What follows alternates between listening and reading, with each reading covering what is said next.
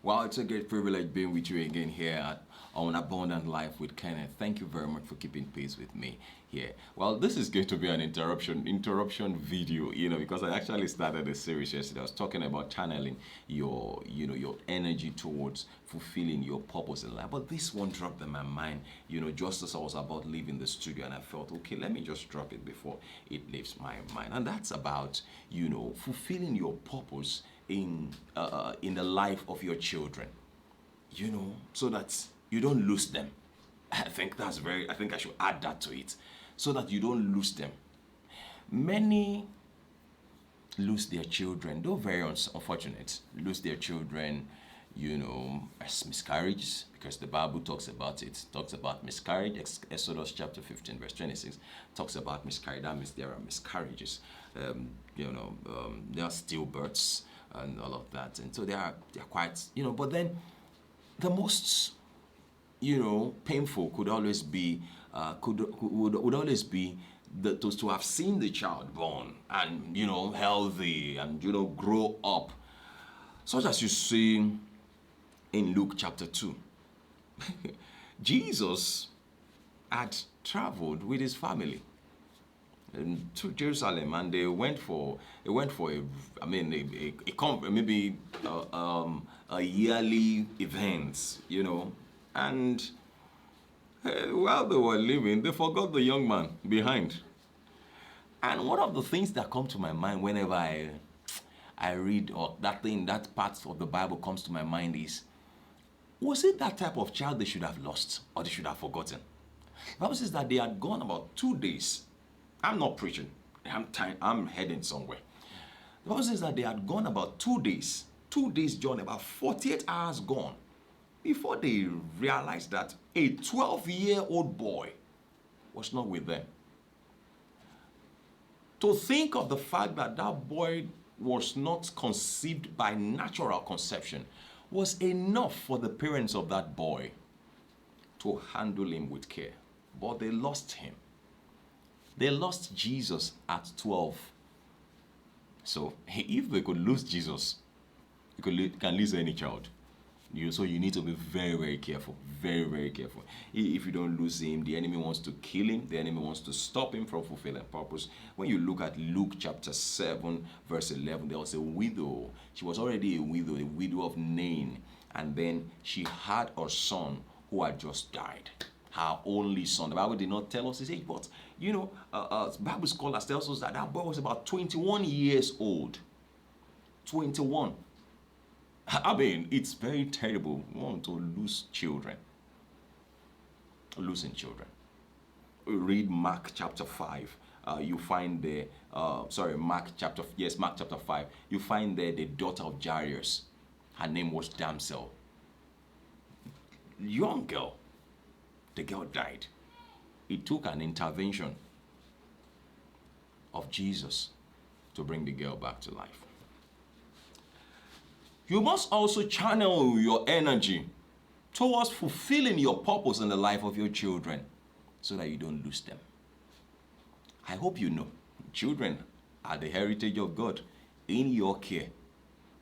Channel energies. Unfortunately, so many parents today see rearing or raising children, nurturing children as secondary. They feel their job is primary and all of that. Let me shock you. Your children are number one priority. Your children, raising your children is more important, is of more value than your job.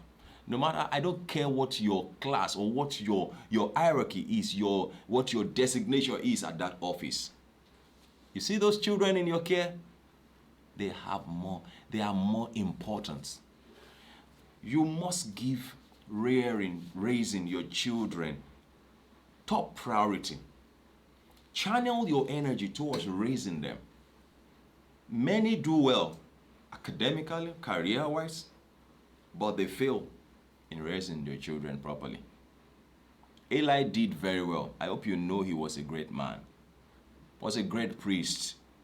He was the one who confirmed the prayers of Anna. He was the one who sealed it with a decree. And so that tells you that he was a great man. but he failed in raising his children properly. And so the boy that he raised too, the boy Samuel, that grew under him to some point before he died, he too did not do well. Because though we did not hear anything, but if he had done very well, we would have heard that his children took after him. Please channel your energy towards fulfilling your purpose in the lives of your children. May we not fail. In the name of Jesus.